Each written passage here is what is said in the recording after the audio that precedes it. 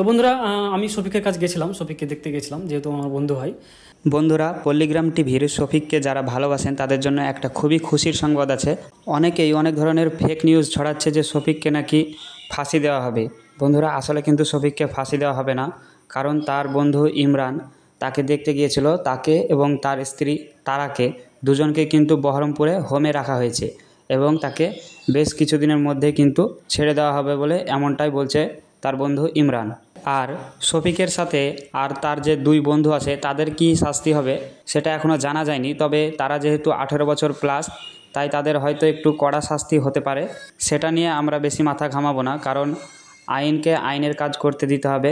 যদি তারা শাস্তির যোগ্য হয় তাহলে তাদের শাস্তি দেওয়া হবে, এবং তারা যদি ছাড়া পাওয়ার যোগ্য হয় তাহলে তাদেরকে ছাড় দেওয়া হবে।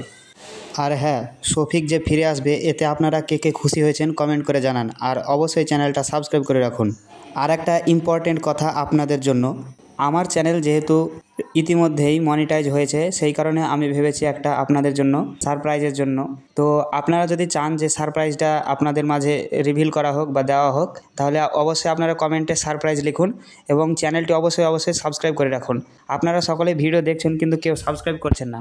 সাবস্ক্রাইব করে রাখুন, যত তাড়াতাড়ি সাবস্ক্রাইব করবেন তত তাড়াতাড়ি কিন্তু আপনাদের মাঝে আমি সারপ্রাইজটা নিয়ে আসতে পারবো। And thank you for watching this video. Do subscribe, stay motivated, be good human. খুদা হাফেজ।